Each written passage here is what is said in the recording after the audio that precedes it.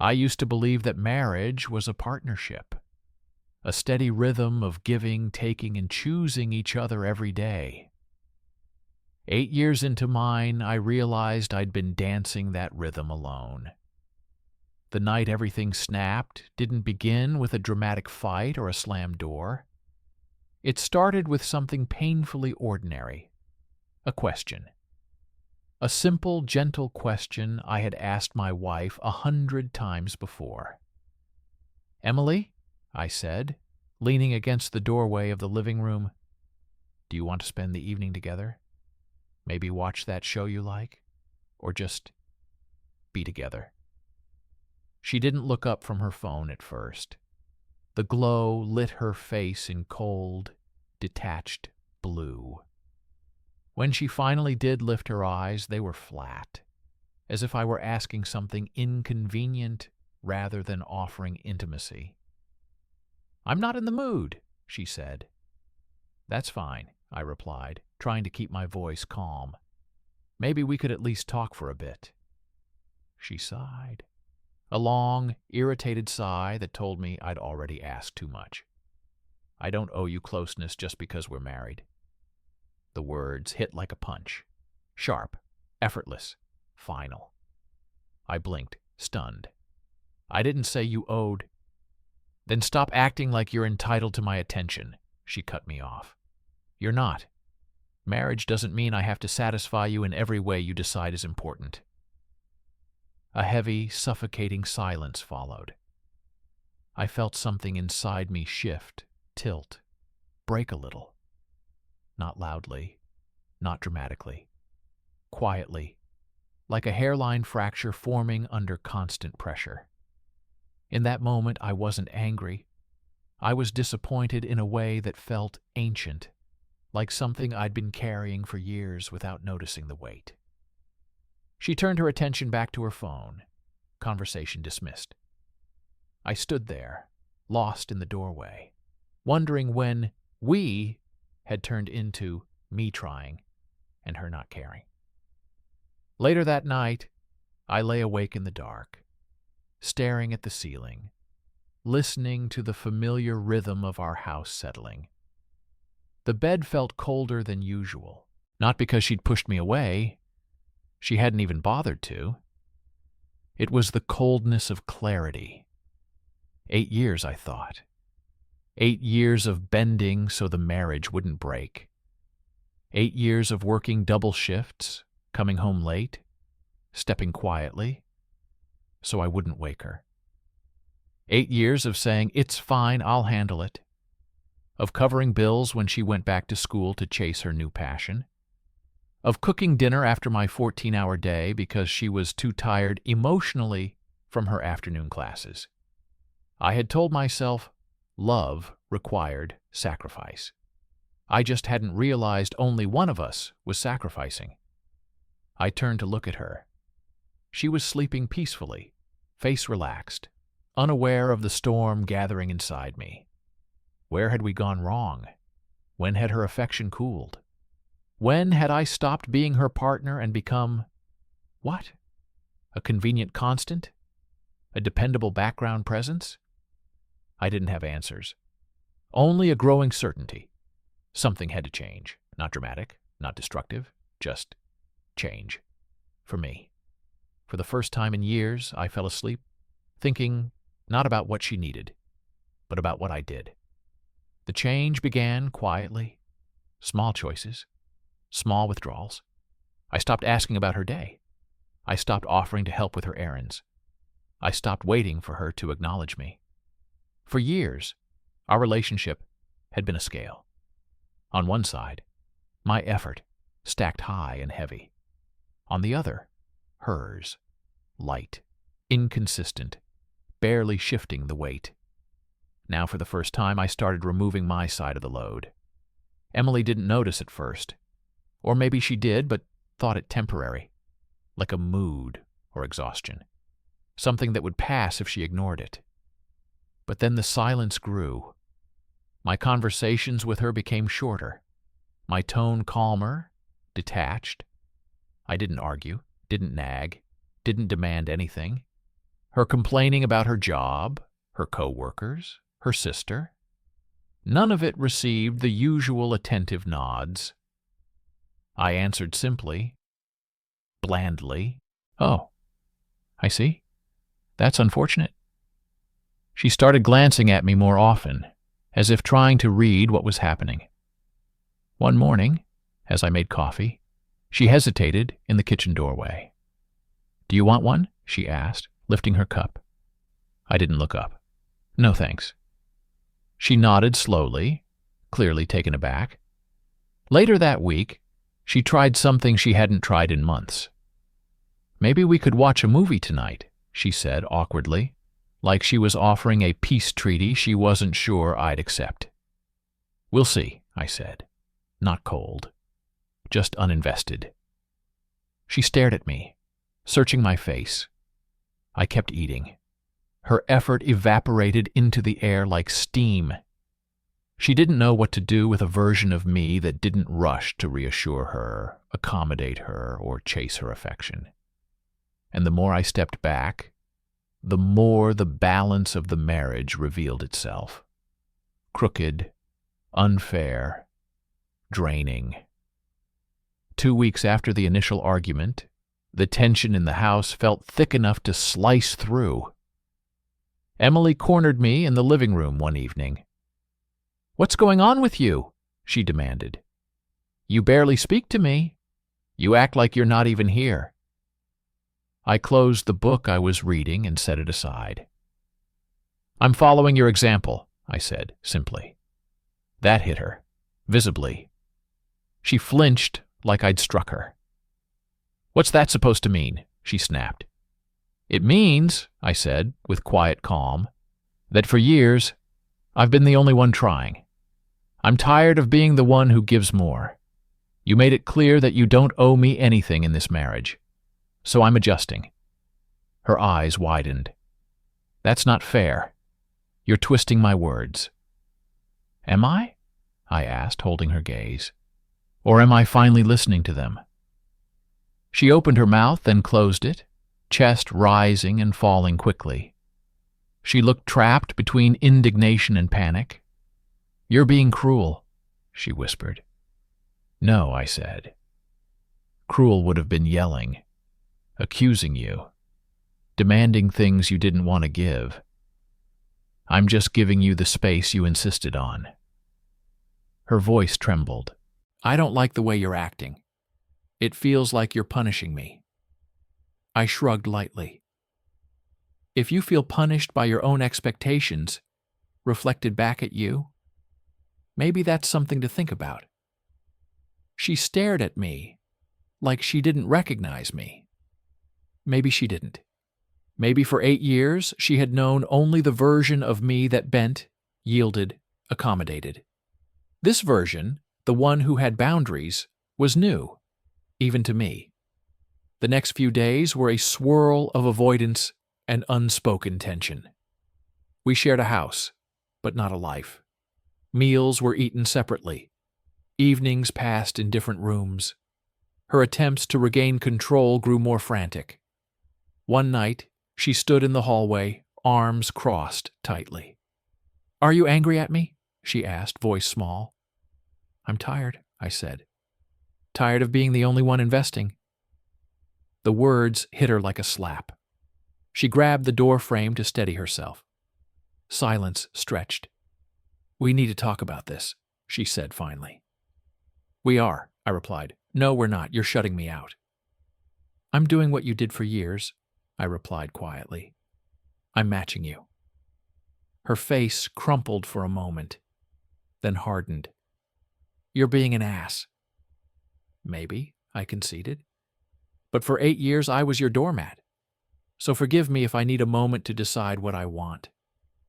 Her lips trembled, and for a second I saw fear in her eyes. Not fear of me. Fear of losing something she had taken for granted. She didn't say anything else. She just turned and walked away, shoulders stiff. That night, I slept in the guest room with the door locked. Something changed after that. For me, it was clarity. For her, it was panic. She started trying harder, bringing me coffee in the mornings, sitting next to me on the couch, wearing pajamas she knew I loved, laughing a little too loudly at my jokes I wasn't making. But the timing was wrong. She wasn't doing it out of love. She was doing it out of fear. Fear of losing her constant. Fear of losing the man she assumed would always stay, no matter how she treated him. I wasn't cruel. I didn't yell. I didn't retaliate. I simply didn't return the effort. Not because I wanted to hurt her, but because I finally understood something painfully obvious. Love without reciprocity isn't love. It's servitude. And I was done serving. The turning point came one quiet evening when she stood at the doorway of the guest room as I folded some clothes. "Can we talk?" she asked. I nodded. She stepped inside, twisting her fingers. "I feel like I'm losing you." I didn't answer immediately. I finished folding my shirt and set it aside. "Emily," I began slowly, "you haven't had me for a long time." Tears welled in her eyes. "I know I said horrible things. I didn't mean them." "Yes," I said, gently. "You did. That was the problem." She looked shattered. "Please don't give up on us." I looked at her face, the fear, the regret, the desperation. But it was too late. Not because I hated her, not because I wanted revenge. Because the moment she told me she didn't owe me anything, I realized she was right. And if she owed me nothing, then I owed her nothing back. Not affection, not effort, not commitment, not even marriage. 2 days later, I packed a bag. Not dramatic, not rushed, calm, quiet. I left her a note on the kitchen counter. "I'm choosing myself this time." Then I walked out of the house. For the first time in 8 years, I felt light. Not happy, just free. And freedom, I realized, was something I had been starving for, without knowing it. The hotel room I checked into that night wasn't special. Beige walls, a soft, humming air conditioner, a bed too stiff to be comfortable. But the moment I dropped my bag on the floor, something inside me loosened, like I'd been holding my breath for years, and finally exhaled. The silence wasn't heavy. It wasn't tense. It was peaceful. No footsteps pacing the hallway. No sharp sighs from another room. No feeling that I had to earn the right to be acknowledged. Just quiet. For the first 2 days, I treated the hotel like a detox facility. I turned off my phone, ordered room service, slept more hours than I had slept in weeks, walked along the river trails outside the building, let my thoughts drift without pulling myself back into responsibility.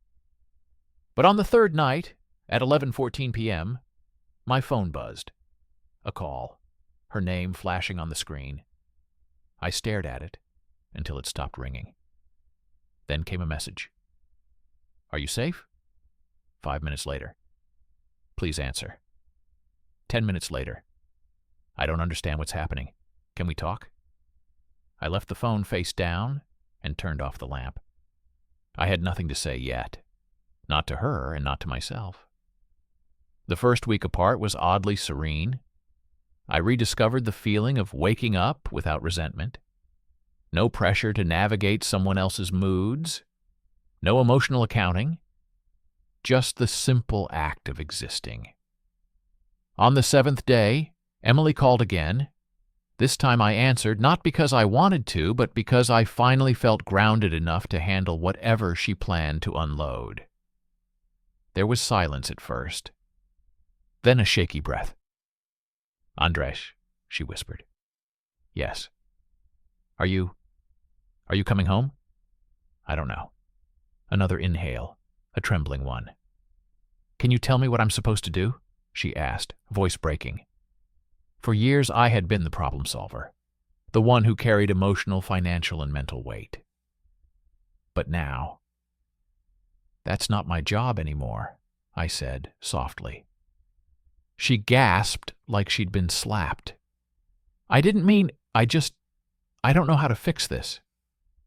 You didn't know how to maintain it either, I said. Silence stretched out between us, raw and pulsing. I miss you, she whispered finally. I didn't say I miss you too, because I didn't. I missed who she used to be. I missed who I believed she could be, but I didn't miss the woman who looked at me like a burden. We can talk again in a few days, I said at last. Before she could respond, I ended the call. In the days that followed, the loneliness I had initially outrun caught up to me. It wasn't painful, just hollow.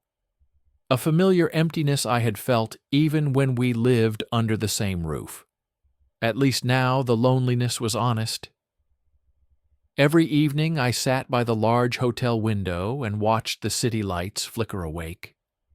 Couples walked hand in hand along the sidewalk, laughter carried on the wind. I wondered how many of them were in marriages like mine, quietly disintegrating while smiling for the world. One night, as I sat with a cup of tea, my phone buzzed again. Emily, I'm scared. I don't know what to do without you. I typed a reply. Deleted it. Tried again. Deleted it. Eventually I sent, "You'll figure it out. You're stronger than you think." It was the truth. She had always been strong, just never for us. By the end of the second week, she suggested therapy. Not angrily, not manipulatively, genuinely.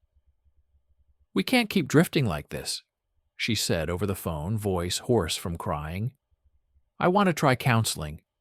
I want to understand why I pushed you away." "Do you want therapy because you want me back?" I asked. "Or because you're afraid of being without me?" There was a long pause. "I don't know," she admitted. That was the most honest thing she'd told me in months.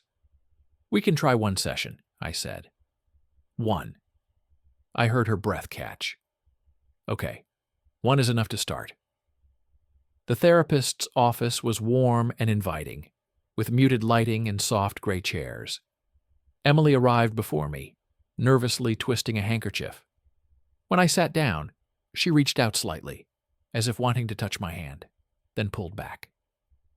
The therapist, a calm, middle-aged woman named Dr. Mercer, asked us to speak freely. Emily started. "I know I hurt him," she said, voice trembling. "I know I made him feel unwanted. I didn't realize how far I'd pushed him until he left." She wiped a tear. "And now I'm terrified he won't come back." I listened quietly as she spoke about her stress, her insecurities, her fear of intimacy, her resentment from childhood she never addressed. Things I'd never heard her admit. Then it was my turn. "I spent 8 years pouring everything I had into the marriage," I said calmly. "I gave more than I could afford, and she gave only what she felt comfortable giving. The imbalance became our normal." Emily lowered her gaze. "I'm not angry anymore," I continued. "I'm just done sacrificing myself to keep something alive alone." Dr. Mercer watched us closely. "What do you want now?" she asked me. I answered honestly.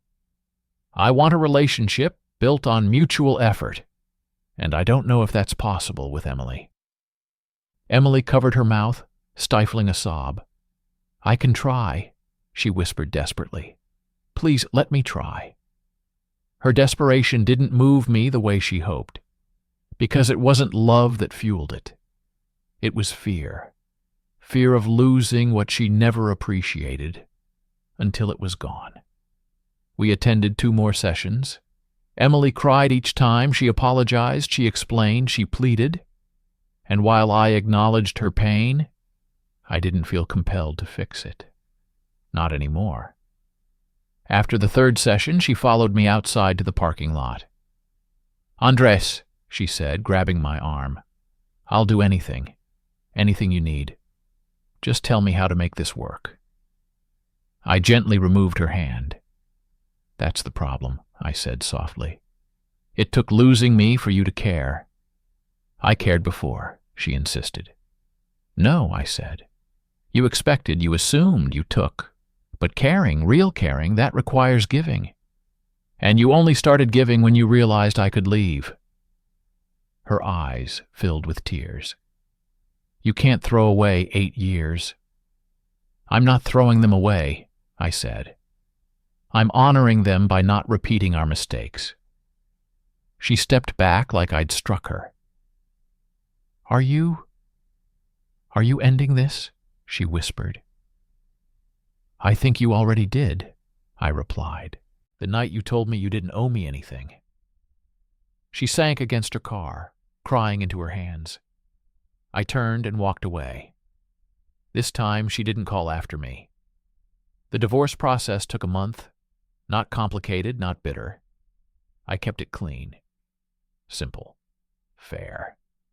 She wanted to reconcile halfway through, sending long, emotional texts and voice messages. But my decision had already settled in my bones. The therapist called it emotional numbness. I called it clarity. On the day I filed the final papers, I felt something I hadn't expected. Relief. Deep. Quiet. Absolute. Walking out of the courthouse, I realized something profound. For the first time in 8 years, I owed nothing to anyone. Not love, not sacrifice, not commitment. Just myself. My own peace. My own future. And whatever waited in it, I knew one thing for certain. I would never again give everything to someone who believed she owed me nothing. My new apartment wasn't much. Just 2 rooms, a narrow balcony, and walls that still smelled a little like fresh paint. But the first morning I woke up there, sunlight spilling across the floor, I felt something I hadn't felt in years. Lightness. No waiting for the sound of footsteps. No tension before a conversation. No feeling that I had to measure my worth by someone else's mood. Just quiet breathing, warm air, and my own thoughts. It was strange how quickly a man could rediscover himself when no one was draining him. I made breakfast slowly, savoring the small rituals, coffee grinding, eggs sizzling, toast popping. I sat at the tiny kitchen table listening to the hum of the fridge. It wasn't much, but it was mine, and that mattered more than anything. The first few days after the divorce were deceptively peaceful. I focused on work, jogged in the evenings, organized my new space, and tried to enjoy the stillness. But stillness has a way of revealing what you've been avoiding. Late at night, when the city quieted and I was alone with only the soft glow of the lamp, the memories returned. Not the happy ones. The ones I'd buried under responsibility.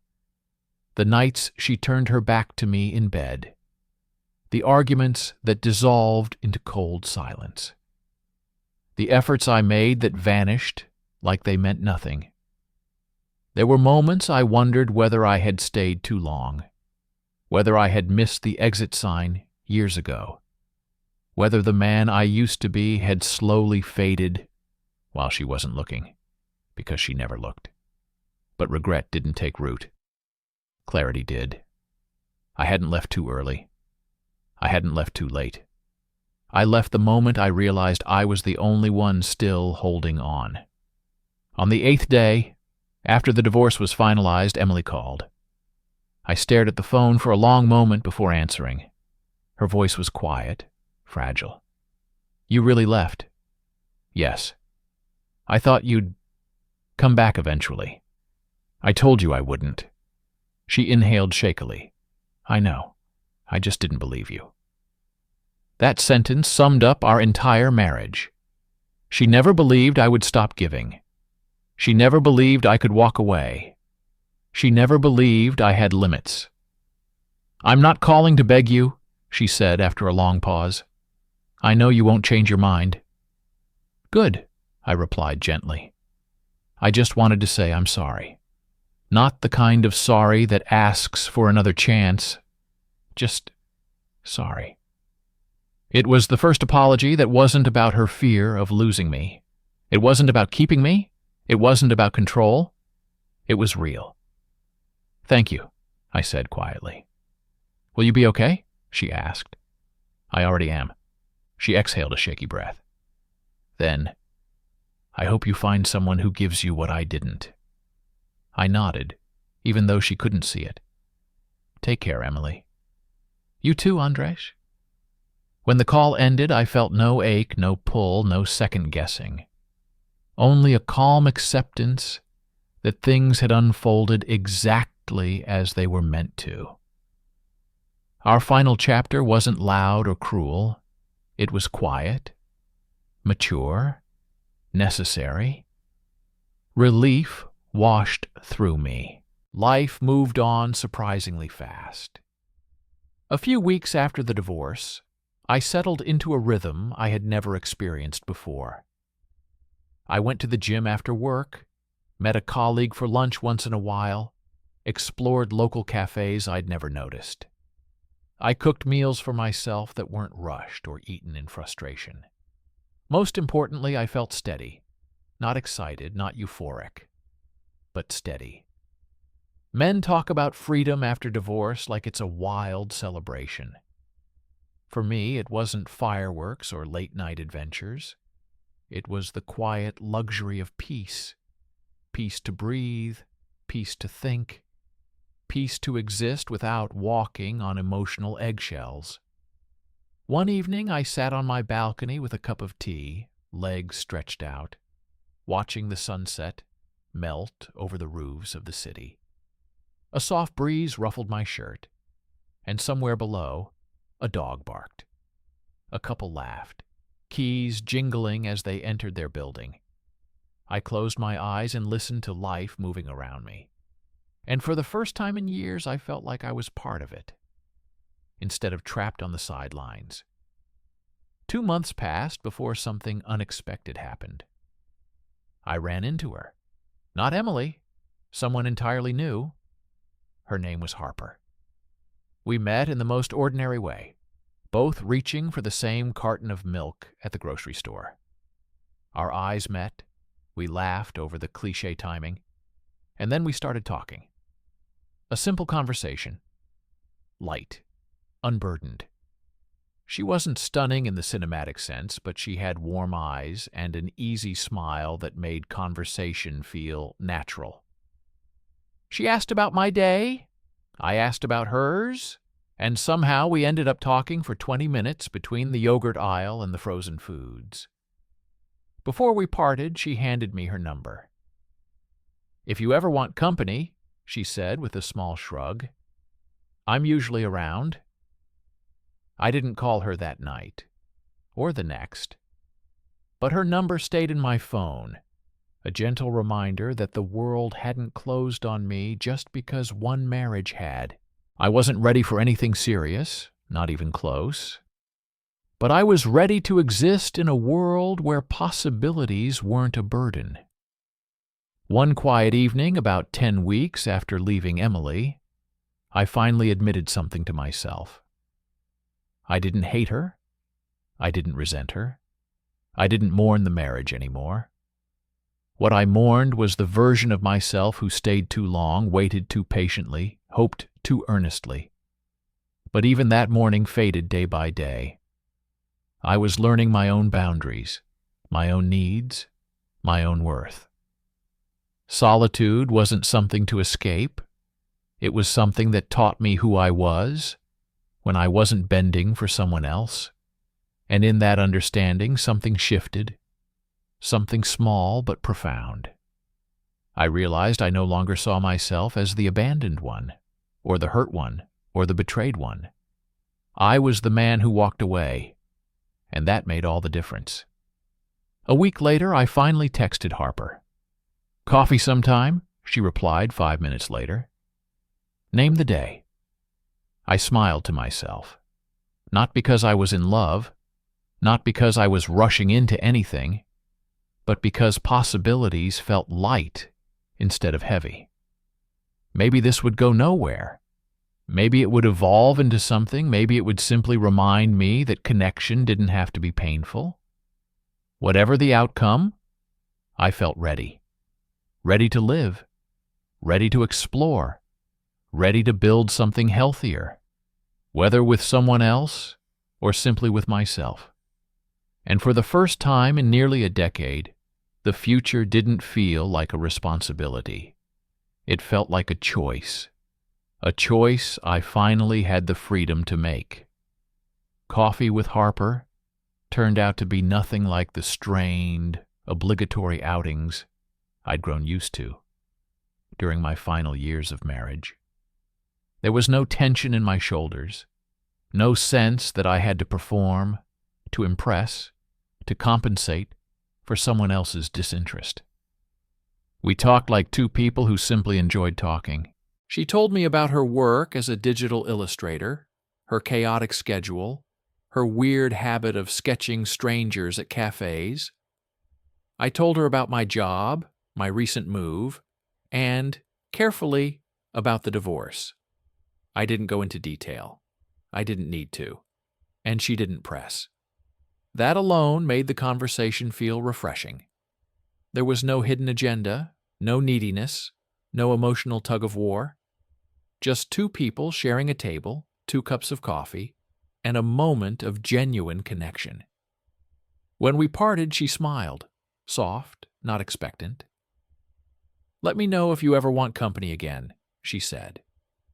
No pressure, no assumptions, no strings. It was strange how foreign that felt after 8 years of giving more than I got. I didn't jump into a relationship with her. I didn't rush anything. If anything, I moved slower than ever.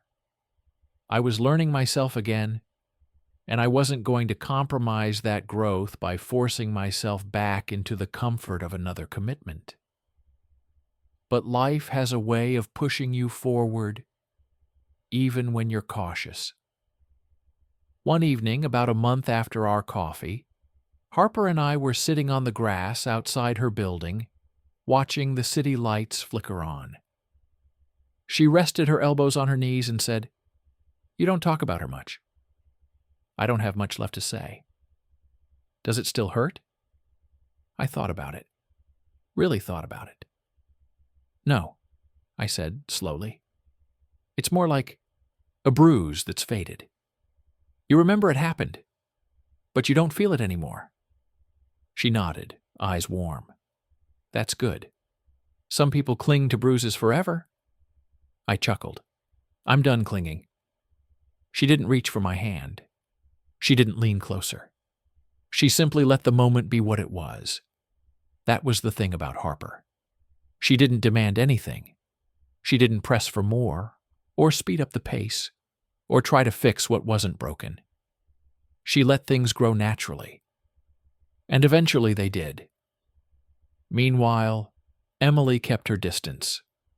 For a while anyway. Our communication had ended politely, almost peacefully. But peace never lasts forever. Not when someone is used to being the center of your world. About 6 months after I left, she reached out again. A simple message. Can we talk? I stared at the screen, feeling absolutely nothing. No, I typed back. She didn't reply after that, but silence doesn't mean absence. It means waiting. I suspected she'd reach out again, and she did. Just not the way I expected. It happened about a year after the divorce. I was at work when the receptionist called me up front. "There's a woman here asking for you," she said. I frowned. "Name?" "She won't give one." That was all I needed to hear. When I stepped into the lobby, Emily stood there, shoulders tight, hands clenched around the strap of her purse. She looked smaller, thinner, like someone who'd been stretched to her limits. "Andres," she whispered, "please don't walk away." But I already felt myself stepping back emotionally, even as I stood still. "What do you need, Emily?" "I just want 5 minutes, just 5. I told you months ago there was nothing left to talk about." Her eyes glistened. I know, but I didn't know then what I know now. I sighed. What's that supposed to mean? She swallowed, gathering herself. That I pushed you away.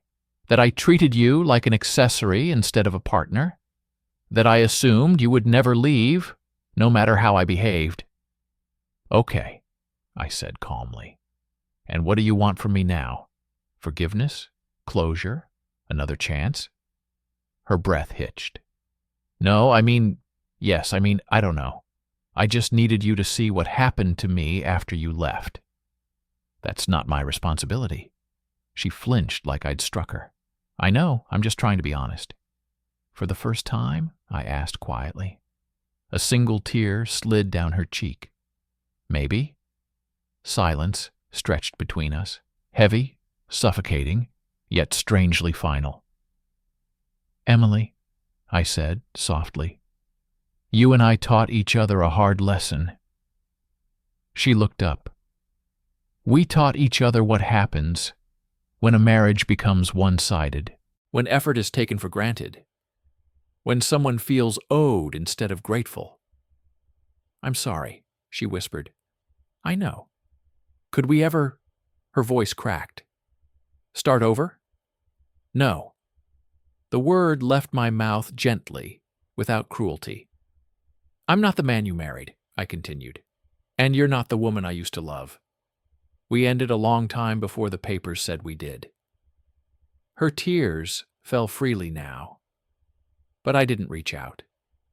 I didn't comfort her. I didn't take responsibility for her sorrow. That was her journey, not mine. Goodbye, Emily, I said quietly. She didn't try to stop me as I walked past her, and I didn't look back. After that, life returned to its steady rhythm. Harper and I grew closer at a pace that felt natural, safe, honest. She didn't replace anything or anyone. She simply became part of a life I had built intentionally, not desperately. One night at her apartment, she curled up beside me, sketchbook on her lap, and said, You're not like most divorced men. How so? You're not bitter. You're not angry. You're not trying to prove something. I shrugged lightly. What would I be proving? That you're better off? That you're happier? That she lost and you won? I smiled. I don't see life that way. I know, she said. And that's what makes you different. Her words seeped into me gently, like warm water filling a cold space I hadn't realized was empty. A year and a half after the divorce, I proposed to Harper. Not because I needed to prove that I had moved on. Not because I needed to show Emily anything. Not because I was afraid of being alone. I proposed because I wanted to choose her. Freely, consciously, without fear. We married in a quiet ceremony in the garden behind her sister's house. No grand speeches, no dramatic vows, no performance for the world. Just us. Just love. Just the quiet certainty I had never felt before. When I looked into Harper's eyes as we exchanged rings, I felt something I had never experienced in my first marriage. Mutuality. Two people stepping forward together instead of one dragging the other behind. A week after our wedding, I received one more message from Emily. It wasn't angry. It wasn't begging. It wasn't dramatic. Just 3 simple words. I'm glad you're happy.